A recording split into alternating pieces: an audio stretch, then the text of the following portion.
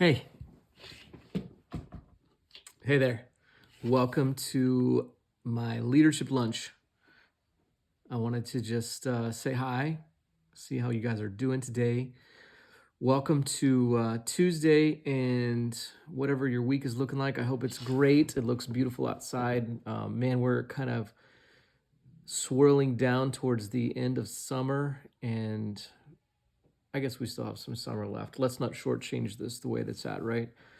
My wife and I, we just put a lake day on our schedule for coming up next week or something like that. And so let's not shortchange this where it's at. Okay, I'm with you. We need to engage in this, have fun with it, and do everything we can to maximize the moments that we're in right now.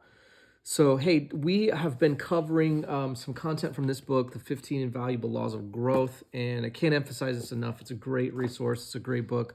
I want to take a break from that today and just press into something else. I've been doing a lot of work on my own kind of business in the last couple of weeks, really trying to refine and define where I'm going, what I want to accomplish, who's my ideal client, and those kind of things. And I've been really trying to get very agile and effective in who I want to work for and in what I want to accomplish. And I want to help you do some of the same things as well. You know, in my previous career, my sweet spot was team building.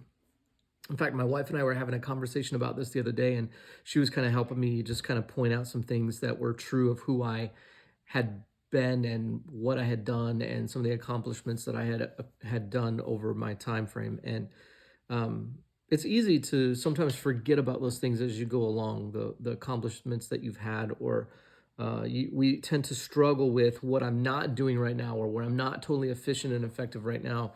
And so I want to talk to you just for a few minutes today about the idea or the element of team building. And so let's just center on that for just a minute. Most of my content as we go forward is going to be surrounding that. And what I'm learning is I'm reading a great book right now. It's on my shelf up here. It's called It's Your Ship. I'm reading a lot of books right now, but my cousin sent me this book, and we had just bumped into each other at my brother's wedding a couple weeks back, and he mentioned to me this book and then sent it to me.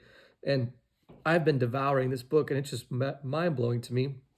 The idea about, and it correlates to a principle that I had used with the church that I was leading at the time. And the idea is this one line that I came up with early in our process. I called it "Everyone builds the team." Now, I'm not going to divulge all the content today. We don't have time for that. I'll use that for another time in another place. But this book is the same premise. It's your ship. And it's written from a captain of a Navy ship back from the 1990s, late 1990s. Great story, great line, but he really unveils the importance of team building that is vital to business today. Now, I'm not sure that every business owner looks at their employees as a team, but therein lies a problem. I've mentioned to you guys my slogan many times in the past. Um, not so I got this from Maxwell, John Maxwell. Everything rises and falls on leadership. I've mentioned that so many times. The one that I use that I kind of have adapted for my slogan for business is that when leadership improves, everything else does also. So when you begin to sew into your life some intentional elements of leadership, every other area of your life improves as much as you're willing to sow in that leadership for yourself. It's the idea of personal growth. How are you growing personally? What areas of your life do you want to see advancement? You know, if we sat down and had a conversation about this, most of the time, 9 times out of 10, 90% of the people would say, I don't have a plan for personal growth. And what they mean is, I'm just doing what I need to do to survive right now. I don't really know what I want to do next. I don't have a plan for my next outcome. I don't know where I'm going. I don't know what I want to accomplish. We really just get into an element and a space of survivability. We don't really know what we want to have happen next. Now, the super dangerous spot, that's dangerous on an individual level, but when you're a company in that position, that's even more dangerous, because not only are you dealing with your business, but also you're dealing with the people who occupy your business, the lives, the employees that are a part of it. Their livelihood is at stake when your company doesn't know where it's going, when you don't have a plan for This is our vision and this is our mission and this is how we're growing and this is how we're going and this is what we want to accomplish next. There must always be an element in business about the next level that we want to loop in. Otherwise, it just becomes this stagnant thing of just this cog that just kind of churns. And as long as it's churning out cash and as long as the people that are in it are just surviving, it is what it is. But therein lies the problem. Therein lies the elements of the Kmart's of the yesterday. Or how about let's talk about this one. How about Blockbuster? Do y'all remember Blockbuster? I loved Blockbuster. My last interaction with Blockbuster was in Zacatecas, Mexico, where my wife and I lived back in 2008, 9, and 10.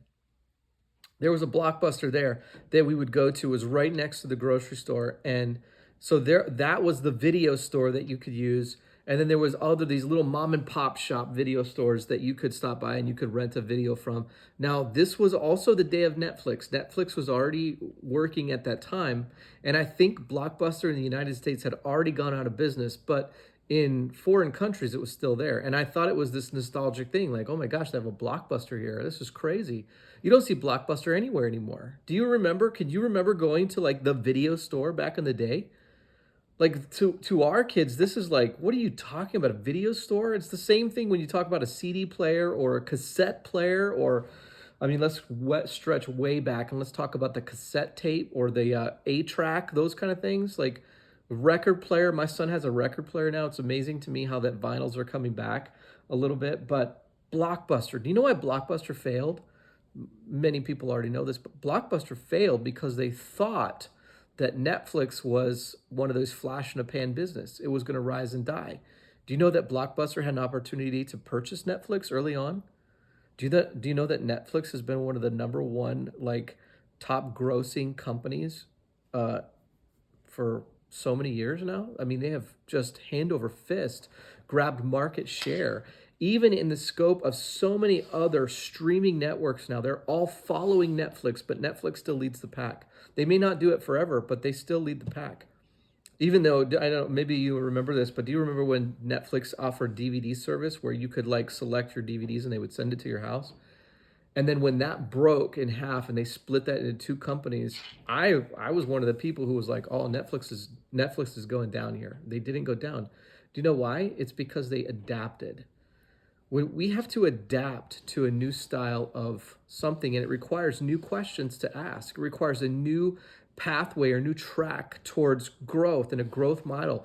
We tend to get stuck in what we used to do or what we wanted to do to begin with, and we will try to ride that surfboard until it's dead. And yet what we have to do is we have to find that, our momentum is slowing here. And I need to be able to assess the health of my company and be able to move in that direction. And honestly, the number one thing that you do that with is growth. It's by personal growth. It's by asking questions. It's by sowing in leadership to your company, to yourself, so that you know where to go next. And the second area that you do that is through your team. Now, my second slogan that I'm working on right now, let me pull it up here, is this idea. So I've already said to you that when leadership improves, everything else does also. But here's my next line. When the team is healthy, the company follows suit. Now, let's look at the flip side of that. When the team is unhealthy, the company follows suit. When the team is unhealthy, the company will fail. It will stumble, it will crumble. There will be retention problems, turnover like crazy. You will struggle to be able to keep clients and attract new customers. And it will be so frustrating, and it will be because the team is not healthy. When the team gets healthy, the company gets healthy. Do you know how the team gets healthy? By the leader getting healthy. It's as simple as that. It all comes back to this idea of personal growth. You can't, one of the things that I deal with when it comes so often to businesses and business leaders and owners and entrepreneurs and even of companies and corporations and the like, all the things, all the people, there's this element of leadership by proxy, and it's one of the 5 levels of leadership. And if you're with me any length of time, we'll go through the 5 levels of leadership. But the first level of leadership is positional. I'm the leader of my company, so I know how to lead. Well, how did you learn how to lead? Who taught you how to lead? How did you invest in your leadership? Because the issue is that when we don't know how to lead and we just have a positional element of leadership, we lead by dictatorship. You do what I say because I'm your boss or I'm in the org chart above you, and so slam. Honestly, this is why you see this mistake happen a lot in like the fast food industry or gas station stuff or low level jobs where you get to be a manager by tenure. I've been here longer than you, and so you get to be the manager now. And managerial role is a leadership position. The problem is that if that person isn't trained in how to lead, all they do is say, "I'm your boss. I'm going to tell you what to do. I'm going to stand over here, and now my job is to just tell you what to do."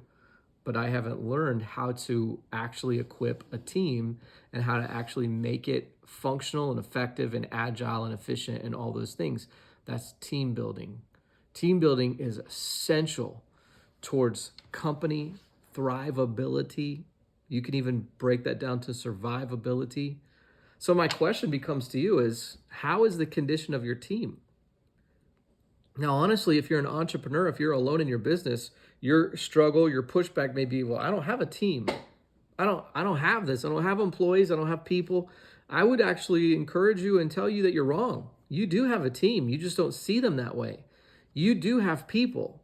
You have people that you have subcontractors that you're hiring. Those are people on your team. You have maybe you got a tax person. You've got some kind of an associate or an assistant or somebody, a partner somewhere that's helping you think through this. Those are people on your team. If you work with anyone in your business, on your business, you have a team. And therefore, you are leading people. And so, my encouragement to you is to be able to begin to sew in to your element of team building or teammanship. What is your element of team? How are you growing with this? What can you do? Well, there's a couple super basic things you can do. You can read a book. You can read a book about how to improve yourself. This is a great one. Just start with this, The 15 Invaluable Laws of Growth.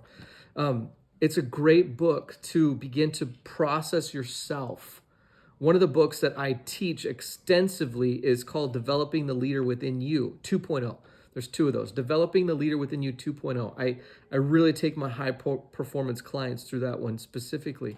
There's another one that comes after this that I will begin to sew into, but it's Developing the Leaders Around You, and equally as dynamic and developmental. There's another one that Maxwell wrote. I can't think of the title of it right now.